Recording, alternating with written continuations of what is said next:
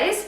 So it is time for another installment in my Bad Beauty Blogger series. It's been a while since I filmed one of these videos and I thought I was overdue for a new chapter. Basically, if you're new to this whole thing on my channel, I started doing a series of videos where I talk about, because I'm a beauty blogger, there's kind of this expectation that I will have tried certain products before, because you kind of just want to be in the know about things and be able to compare new launches to stuff that people have been using for years and years and years. But I am one human with one face and one bank account. Well, I mean, you know what I mean. Your girl has a limited cash flow, so I cannot literally buy every single makeup product that has ever existed, especially sometimes products that were really popular like 3, 4, 5 years ago that people still use and love. Like, I just kind of never really decide to go out and buy them, so I have no frame of reference as to what they are like, and it kind of makes me feel a little bit like a bad beauty blogger, because it's sort of like, how can I come on here on YouTube if I've never tried XYZ? I mean, to be honest, it's not that serious. I don't think everyone needs to try everything. This is more just to kind of like, I don't know, have some fun and kind of poke fun at myself for the things that I cannot believe that I haven't tried. And today specifically, we're going to be talking about all drugstore brands or brands that have more affordably priced products. Before we get into things anymore, I just want to say hi and welcome to any of you who are new here to my channel. My name is Lauren. Thank you so much for coming and hanging out and chatting beauty with me. I post new videos every Monday, Wednesday, and Friday, so hopefully you'll click that little subscribe button down there and come back for more of my beauty goodness in the future.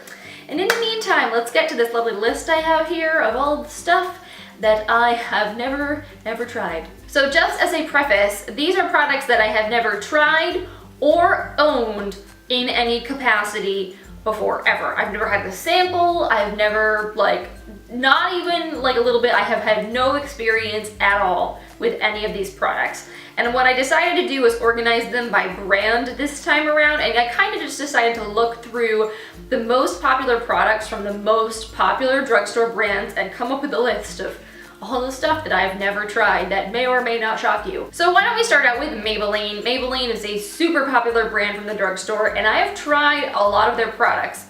Certainly not everything, and not everything on this list is like everything I've never tried. It's just these are like the most popular products that I haven't tried. So the first one that immediately jumped out to me is the Fit Me Concealer. This is like a beauty blogger favorite. People have been talking about this concealer for ages now. I think it launched a couple of years ago. And when it first did, people were comparing it to the NARS Radiant Creamy Concealer and some other really popular high-end concealers, and I think the Urban Decay Naked Skin as well, which I also haven't tried.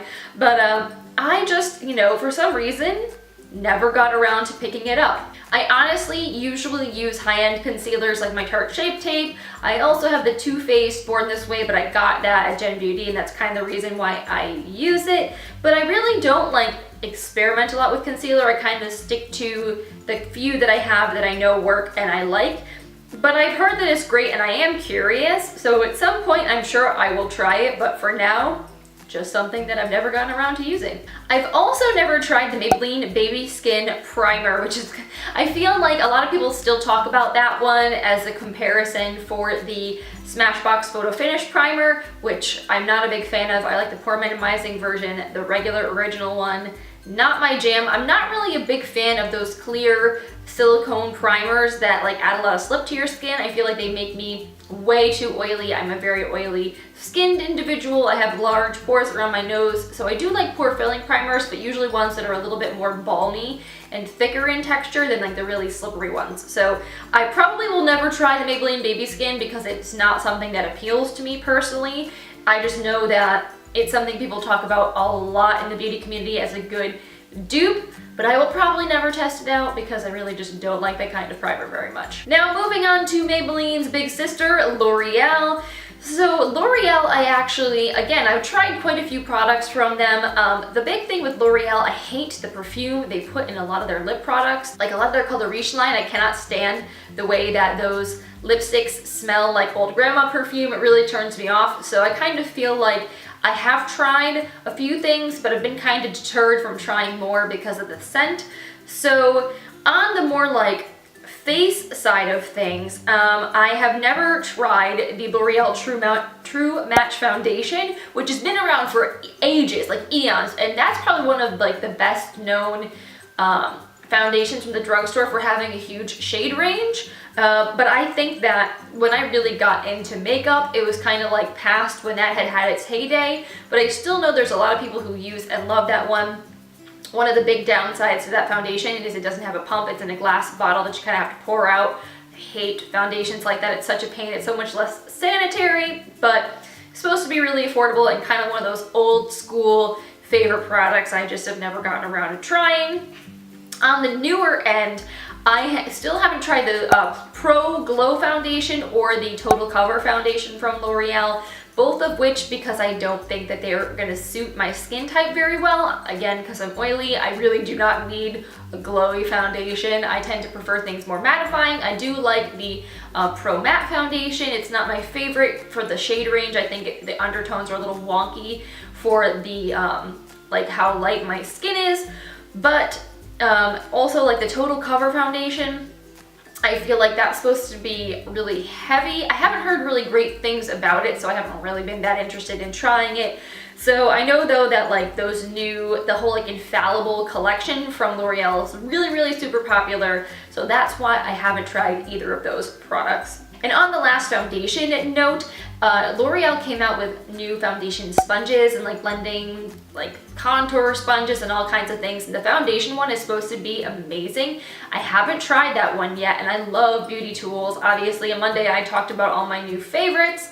So that is definitely something I'm really curious about trying at some point in the future. I just haven't gotten around to doing it yet. And of course, the last product from L'Oreal that I've never tried that I'm a little like kind of sad to admit is the Voluminous Carbon Black Mascara. Anyone who's been in the blogger space for a long time knows that people went bananas over this mascara. It was like everybody's holy grail for a long time. Some of the biggest like big name YouTubers swore by that mascara. But so many new things have come out that I've just never really gotten around to trying it because there's always something new, and mascara is something because it goes bad so quickly. I don't like to have too many of them open at any one time. So will I ever get around to trying it? Who knows? Maybe. I'm not opposed to it. I just feel like the list of things I already have in front of it to try is really long, so I don't know if we'll ever really get there. So let's move on to NYX. NYX is a super popular drugstore brand, and I feel like in the last 5 years they have really skyrocketed into like one of the top places in people's minds when they think about like I want quality makeup artist level makeup on a budget. You buy from NYX. They have like really cool innovative colors, formulas. They launch so much new stuff all the time. It's kind of crazy, but they definitely, I feel like, are more creative and more edgy than a lot of your traditional drugstore brands. Now I have tried a fair amount of things from NYX, especially when I first started my YouTube channel, like because I didn't have a ton of money to spend on makeup. I really liked investing in NYX products because I thought they were good quality and I could get more interesting stuff without having to like go to MAC, for example. So something I haven't tried from the brand is the Angel Veil Primer, which so many people compare to the Hourglass Veil Mineral Primer, which is one of my absolute favorites, and that one's like $60. So I am very curious to try the Angel Veil because I think that that is going to be, if it's truly is similar, will end up saving me a crap ton of money because eventually I'm gonna have to replace my Hourglass one. It's slowly getting to the end of the bottle. So I haven't tried the Angel Veil. I want to try the Angel Veil, and I kind of feel like I don't know how I managed to go this long without trying it, especially when it's supposed to be a dupe for one of my favorite products. Now this one is kind of like, it kind of is cheating. It's kind of cheating, but it's not cheating, okay? So I have tried the NYX Jumbo Pencils before, but I've never tried the shade Milk, which again is, if you've been around these parts, people always use that as a primer on their eyes to like make brighter colors pop and things like that. It's sort of like a white pencil base. So it's funny because I've never tried it, and I think that it would be a good thing to use. I feel like people used to like recommend that and use it in tutorials all the time. So I'm like curious just to know what the fuss is all about, but I kind of like, I probably won't buy it just because I have so many other things to serve that purpose.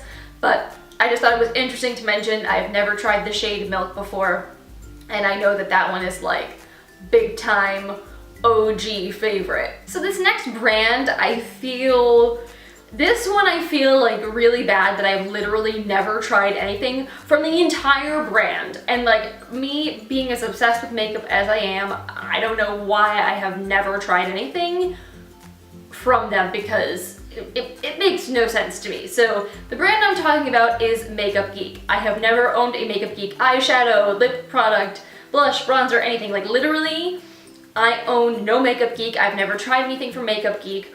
What is my problem? I do not know. I have no excuses. I honestly think it just comes down to the fact that it's something you have to order online, and it takes me a long time to kind of like build up it's not even courage, but like the gumption to go in and order online from a new place, because I try to kind of like funnel the money I'm spending on beauty into places where I can get like rewards and things. So I tend to order a lot from Ulta.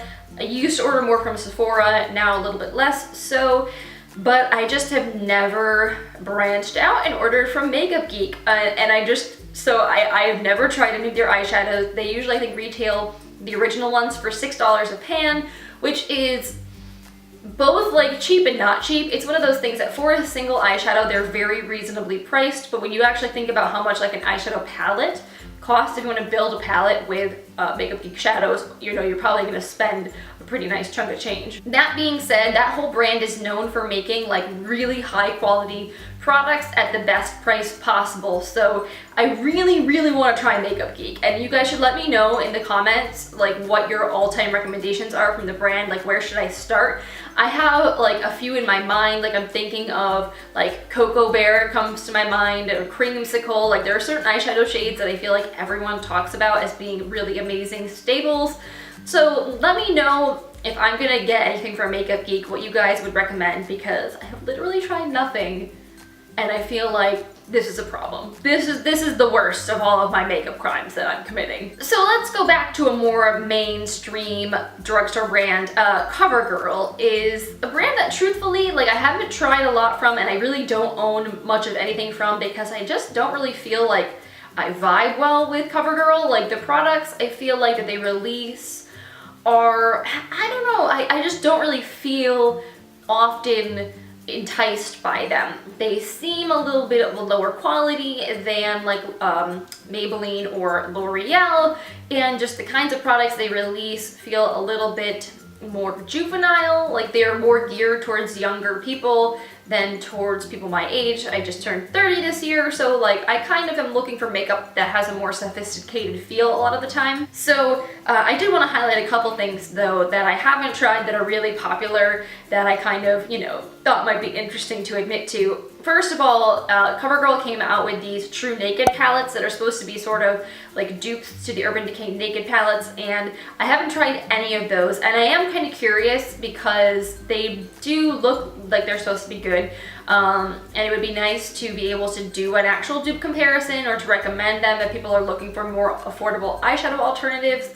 I just honestly wasn't like really feeling, again, like any of them jumped out to me and said like, ooh, buy me. There are other affordable eyeshadow palettes that I was more interested in, so I just really never cared to buy them. Also, similarly, I haven't tried any of the Trublend blushes, which are supposed to also be really beautiful, dupeable kind of products. I think they're supposed to be sort of similar to like the Hourglass blushes. They're marbled and they're supposed to be really beautiful. I am kind of curious about those, but I haven't tried them yet. And the last Covergirl product I haven't tried that I feel like is really well known in the beauty community is the Clump Pressure Mascara. I love Emily Noel's channel, and she talks about that mascara as being like her holy grail lower lash mascara, because it never flakes or smudges or anything on her. So I feel like I am kind of curious because it's been so recommended by people that I trust in the beauty internet world.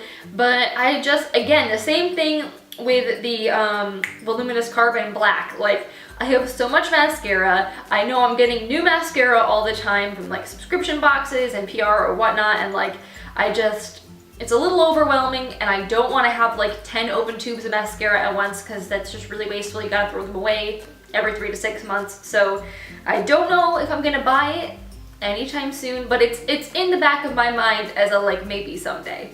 Now, Milani. I have tried a lot of Milani products, and they are probably my favorite drugstore brand. Like, it's hard to say what my favorite drugstore brand is, but if I had to pick one, it would probably be Milani. I think their packaging is beautiful. I think they make really great quality products. The price point is very reasonable for what they're selling, and OMG, I just was looking on this Ulta website today, and Milani is being carried at Ulta. Holly freaking Luya. This is like the best news ever. Everybody's been like, when the heck is Ulta gonna carry Milani? Like, what's going on, Ulta? Well, it's finally happening, which I think is so awesome, because that means like the coupons that you can normally use, the $3.50 off of 10, you can use on Milani now. Like, Milani is one of those brands that doesn't really have coupons in the Sunday paper. It doesn't go on sale as often as some of the other big name drugstore brands, so I think that is fantastic freaking news. Very exciting. But in terms of what I haven't tried from Milani yet, the one big thing that I kind of am like, what's wrong with you, Lauren? Why have you not tried this yet?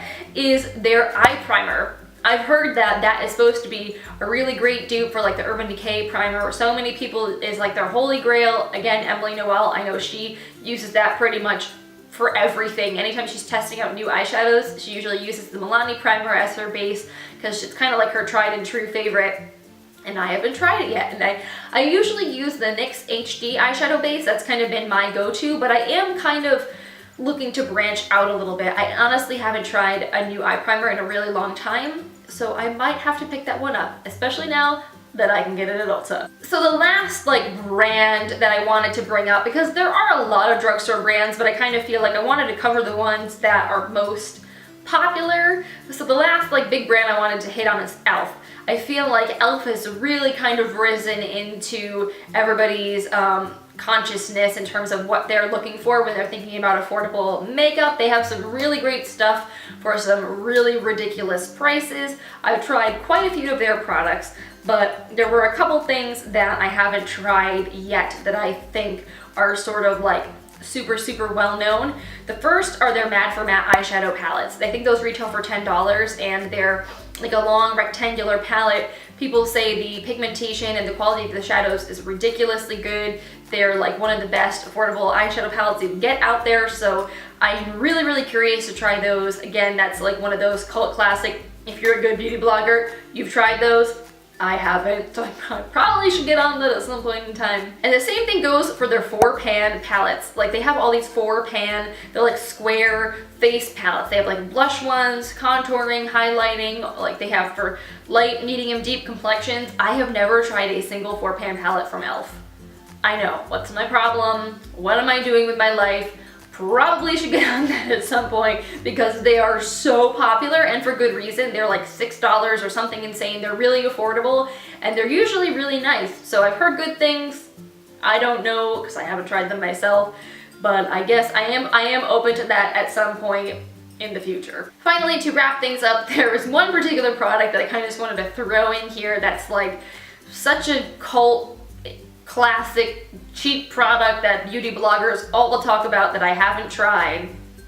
That is a little bit like, what's wrong with you, Lauren? And that is the RCMA No Color Powder. This powder is the one that looks like it's in a freaking salt shaker, like it looks like it belongs at your kitchen counter, but it's a face powder. It's really affordable. You get a ton of product. So many high-end, like people that are like really hyped, YouTubers, beauty influencers swear by it. And you can only order it online, and again, I think that's why, like, if there's something I can only order online from the actual brand website, I'm really picky and choosy about what I'll actually order, so I've never really gotten around to it. I really like my Cover FX setting powders, my Pixie setting powders. Like, I've been pretty happy, so to be honest, like, I really have no interest in picking up the RCMA one. I've heard some people actually don't really particularly like it, so I don't really know. I guess it's one of those things where I'm sure that given how many people swear by it, it's probably pretty good for a lot of people.